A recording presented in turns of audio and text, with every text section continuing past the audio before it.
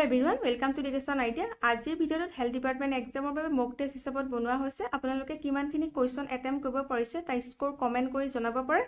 এইটো মক টেষ্টৰ 4th part হয়। আগৰ পাৰ্টকিটা যদি দিব বিচাৰিছে ডেসক্ৰিপচনৰ লিংক দিয়া হৈছে তাৰ পৰা দিব পাৰিব। ফাৰ্ষ্ট কোৱেশ্চনটো হৈছে the capital of USA is situated on the bank of which river? America যুক্তৰাষ্ট্ৰৰ ৰাজধানী কোনখন নদীৰ পাৰত অৱস্থিত?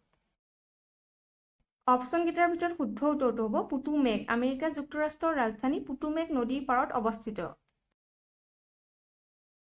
নেক্সট কুৱেশ্যনটো হৈছে গায়ত্ৰী মন্ত্ৰ is dedicated to which deity? Gayatri মন্ত্ৰ কোন দেৱীৰ ওচৰত সমৰ্পিত?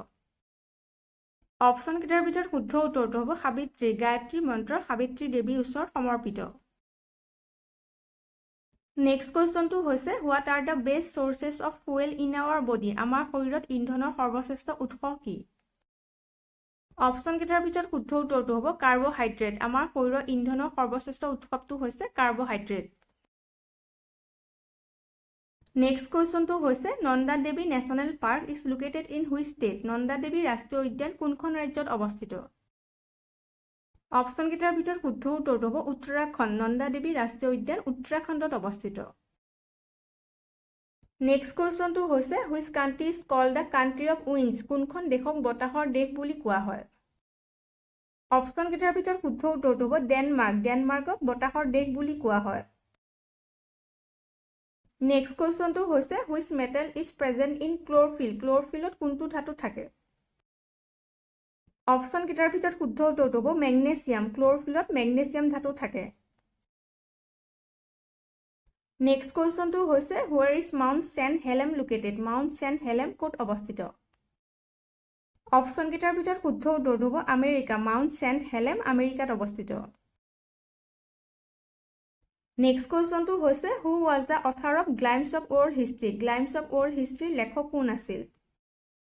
অপশন কেইটাৰ ভিতৰত শুদ্ধ উত্তৰটো হ'ব Jawaharlal Nehru. Glimpses of world হিষ্ট্ৰীৰ লেখক আছিল জৱাহৰলাল নেহেৰু। নেক্সট কুৱেশ্যনটো হৈছে which is the island located between India and Sri Lanka? Bharat আৰু শ্ৰীলংকাৰ মাজত অৱস্থিত দ্বীপ কোনটো? অপশন কেইটাৰ ভিতৰত শুদ্ধ উত্তৰটো হ'ব ৰামেশ্বৰম। ভাৰত আৰু শ্ৰীলংকাৰ মাজত অৱস্থিত দ্বীপটো হৈছে ৰামেশ্বৰম। নেক্সট কুৱেশ্যনটো হৈছে which vitamin is also' known as cobalamin? কোনটো ভিটামিনক কোবালামিন বুলিও কোৱা হয়? অপশন কেইটাৰ ভিতৰত শুদ্ধ উত্তৰটো হ'ব ভিটামিন B12। ভিটামিন B12ক কোবালামিন বুলিও কোৱা হয়। নেক্সট কুৱেশ্যনটো হৈছে Taklamakan desert is located in which country? Taklamakan মৰুভূমি কোনখন দেশত অৱস্থিত? অপশন কেইটাৰ ভিতৰত শুদ্ধ উত্তৰটো হ'ব চাইনা। টাকলামাকান মৰুভূমি চাইনাত অৱস্থিত। নেক্সট কুৱেশ্যনটো হৈছে the study of mountain is called? পৰ্বতৰ অধ্যয়নক কি বুলি কোৱা হয়?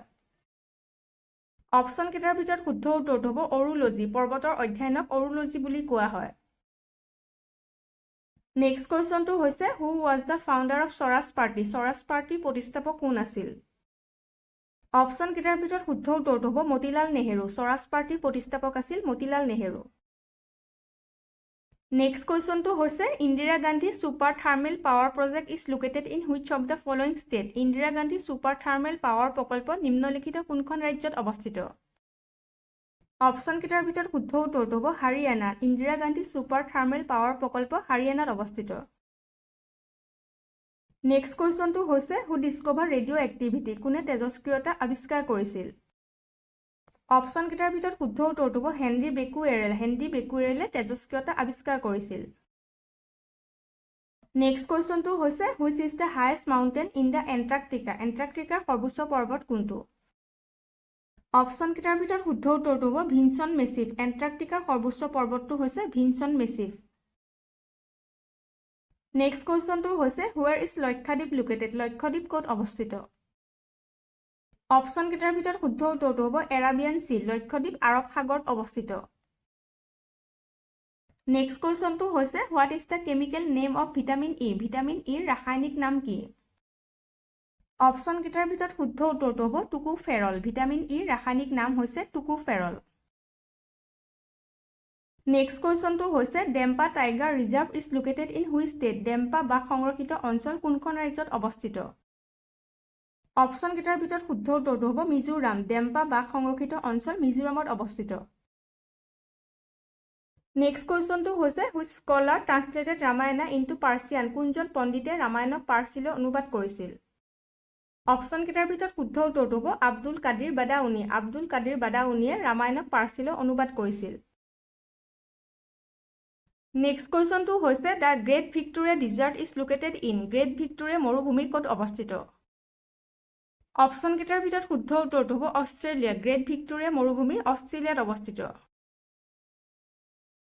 নেক্সট কুৱেশ্যনটো হৈছে Amaravati city is located on the bank of which river. কোনখন নদীৰ পাৰত আমৰাৱতী চহৰ অৱস্থিত?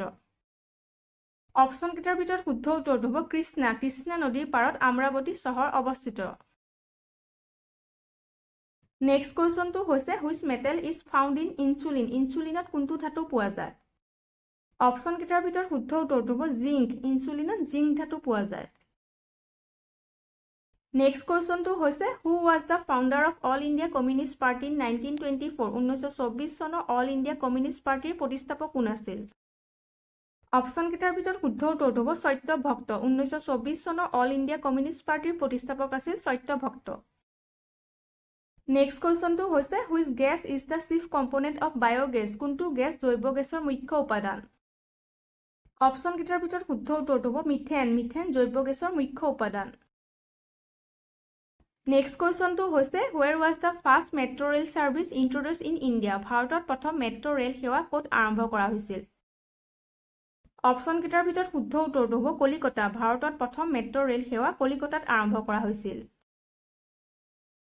নেক্সট কুৱেশ্যনটো হৈছে which city is known as city of festival. কোনখন চহৰক উৎসৱৰ চহৰ বুলি জনা যায়?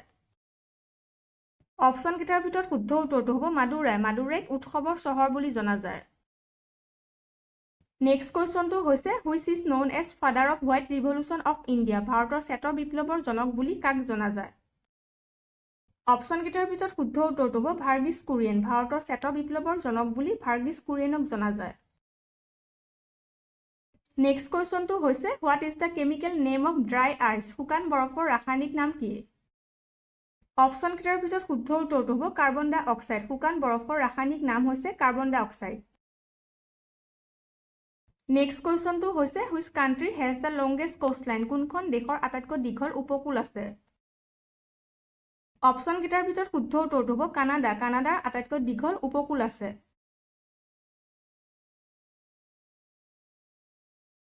আজিৰ ভিডিঅ'টো ইমানতে শেষ কৰিছোঁ। ভিডিঅ'টো যদি ভাল পাইছে লাইক কৰিব, শ্বেয়াৰ কৰিব, আৰু চেনেলটো যদি ছাবস্ক্ৰাইব কৰে নাই ছাবস্ক্ৰাইব কৰি ল'ব, আৰু আগৰ ভিডিঅ'বিলাক যদি চোৱা নাই ক্লিক কৰি চাব পাৰিব। Thank U.